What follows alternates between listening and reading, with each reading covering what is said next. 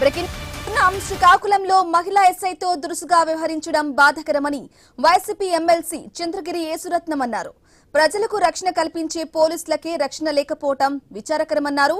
38 ఏళ్ల పోలీసు సేవలో ఎన్నో రాళ్ల దాడులు చూశానని చెప్పారు.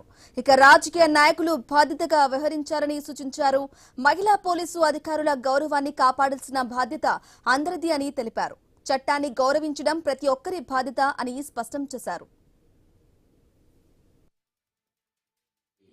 శ్రీకాకుళం జరిగిన దుర్ఘటన ఒక మహిళా పోలీస్ సబ్ ఇన్స్పెక్టర్ మీద జరిగిన దుర్ఘటన గురించి మాజీ పోలీస్ ఆఫీసర్గా మరి నేను ఆ సంఘటనని తీవ్రంగా ఖండిస్తున్నాను. నిజానికి నిన్నటి నుంచి మరి సోషల్ మీడియాలో ఎలక్ట్రానిక్ మీడియాలో చూసినట్టయితే ఆ చిన్న అమ్మాయి రీసెంట్గా సబ్ ఇన్స్పెక్టర్ సెలెక్ట్ అయి ఉంటుంది.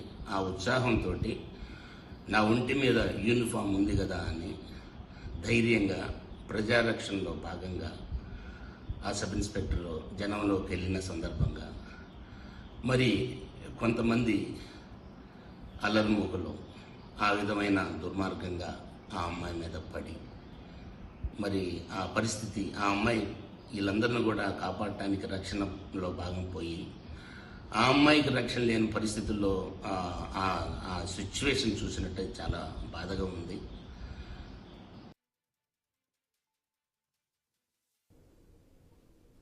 శ్రీకాకుళంలో మహిళా ఎస్ఐతో దురుసుగా వ్యవహరించడం బాధాకరమని వైసీపీ ఎమ్మెల్సీ చంద్రగిరి యేసురత్నం అన్నారు. ఇదే విషయానికి సంబంధించి పూర్తి డీటెయిల్ మా ప్రతినిధి నాగేశ్వరరావు ఫోన్ ద్వారా అందిస్తారు. ఎస్ నాగేశ్వరరావు.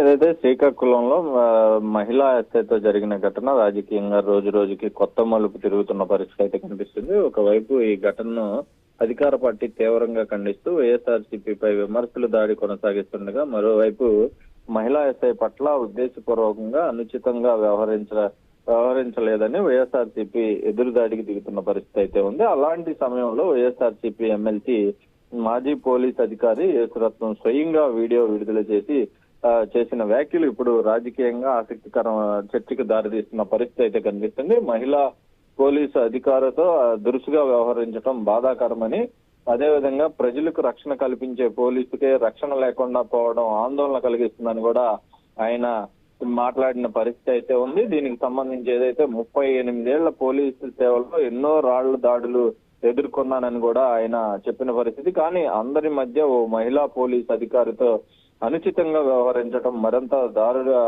బాధాకరం అని అయితే ఆయన చెప్పిన పరిస్థితి అయితే ఉంది. అయితే ఇప్పుడు దీనికి సంబంధించి ఏదైతే ఈ వ్యాఖ్యలకు సంబంధించి ఇప్పుడు ప్రాధాన్యత సంతరించుకున్నట్లుగా మనకి పరిస్థితి కనిపిస్తుంది. ఓవైపు అధికార పార్టీ ఈ వ్యాఖ్యలను తన విమర్శలకు బలంగా చూపించే ప్రయత్నం చేస్తుండగా, మరోవైపు వైఎస్ఆర్సీపీ ఈ వ్యవహారాలను ఎలా ఎదుర్కొంటున్నది అనేది కూడా ఆసక్తికరంగా మారే అవకాశాలు ఉన్నాయి. అదే పార్టీలో ఎమ్మెల్సీగా చేసే ఈ వ్యక్తి ఈ వ్యాఖ్యలు చేయటంతో కేవలం ఒక మాజీ పోలీసు అధికారిగా ఈ వ్యాఖ్యలు చేశారా, లేక రాజకీయంగా కూడా ఏదైనా సందేశాన్ని ఇస్తున్నాయా అనే చర్చ అయితే రాజకీయ విశ్లేషకులుగా చెప్తున్న పరిస్థితి అయితే ఉంది. దీనికి సంబంధించి ఏదైతే ఈ పరిణామాలు రానున్న రోజుల్లో ఎలాంటి రాజకీయ మలుపులు తిరిగేదా దారితీస్తుందనేది చర్చ అయితే జరుగుతున్న పరిస్థితి అయితే ఉంది. మొత్తంగా అతను ఏదైతే ఎమ్మెల్సీ ఎవరైతే ఆయన ఈ వ్యాఖ్యలకు సంబంధించి ఒక పోలీస్ అధికారిగా అనే స్పష్టంగా